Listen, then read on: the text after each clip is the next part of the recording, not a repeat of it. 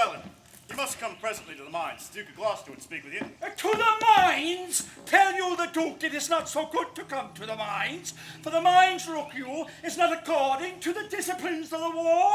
The concavities of it is not sufficient.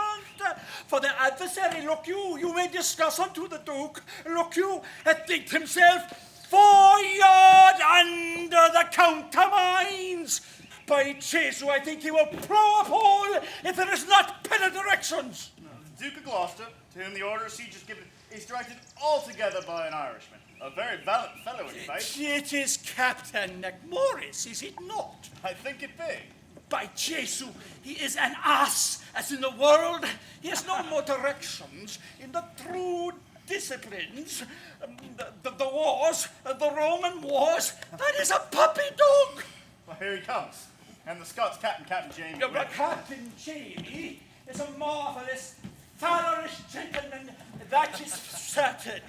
By Jesu, he will maintain his argument with any military man in the world in the disciplines of the pristine wars of the Romans. I say good day, Captain Llewellyn. Good on to your lordship, good Captain James. Now, Captain McMorris, have you quit the mines? Have the pioneers given over? By Christ's law, 'tis ill done. The work is give over, and the trumpet sounds the retreat. By my hand, and by my father's soul, the work is ill done. I would have blown up the town, so Christ saved me in an hour. It is ill done. The work is give over. Captain McMorris, I beseech you now, will you vouchsafe to me a few disputations with you as partly touching or concerning the disciplines of the war, of the Roman wars, in the way of argument, look you, and a friendly conversation, partly to satisfy my opinion and partly for the satisfaction of my mind, as touching the direction of the military disciplines. That is the point. It shall be very good, good faith, good captains both. And I shall quit you with good leave, as I may pick occasion. That shall I marry. That is no time for discourse. The trumpet calls us to the breach, and the town is besieged, and here we talk and do nothing. It is shame, say me, to do nothing. There is work to be done, and throats to be cut, and still we do nothing. By the mess, ere these eyes of mine take themselves to slumber, I'll do good service, or I'll lay in the ground for it. I owe God a death, and that shall I pay as barbarously as I may. That shall I surely do. That is the brief and the long. Mary, I would full fain hear some questions between you tway. Captain McMorris, I think, look you, under your correction, there is not many of your nation. My nation? What is my nation? It is a bastard. It is a villain. It is a rascal and a knave. What is my nation? Who talks of my nation? To look you now, if you take the matter otherwise than is meant, Captain McMorris, peradventure, I shall think you do not use me with that affability which in discretion you ought to use me. Being in the disciplines of the war and in the dedication of my birth and in other particularities.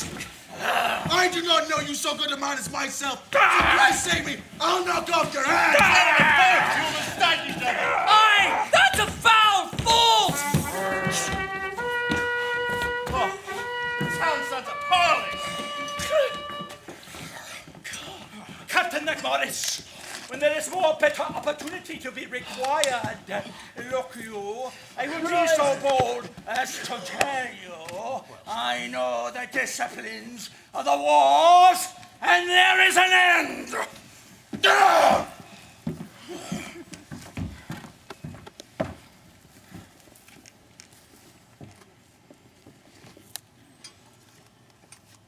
How yet resolves the governor of the town?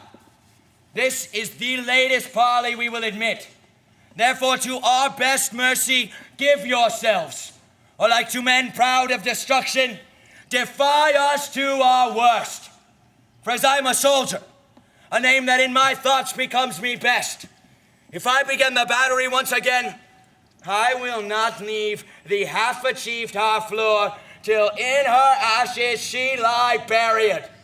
The gates of mercy shall be all shut up, and the flesh soldier, rough and hard of heart, in liberty of bloody hand shall range, with conscience wide as hell, mowing like grass your fresh, fair virgins and your flowering infants. Therefore, you men of Harfleur, take pity of your town and of your people.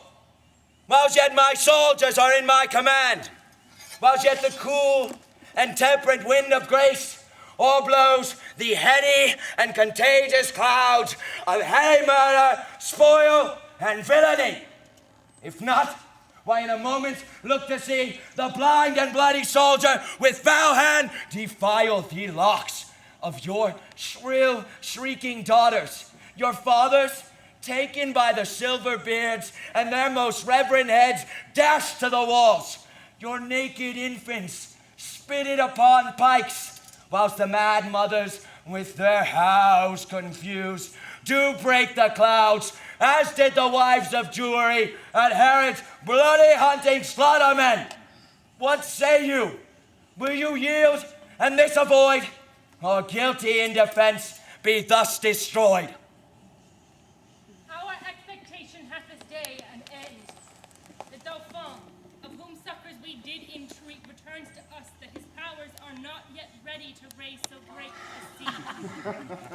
Therefore, great king, we yield our town and lives to thy soft mercy. Enter our gates, dispose of us and ours, for we are no longer defensible. Open your gates. Come, Cousin Westmoreland, go you and enter Harfleur. There remain and fortify it strongly against the French. Use mercy to them all. For us, dear cousin, the winter coming and sickness growing on our soldiers, we will retire to Calais. Tonight, in Harfleur, we'll be your guest. Tomorrow, for the march, are we addressed?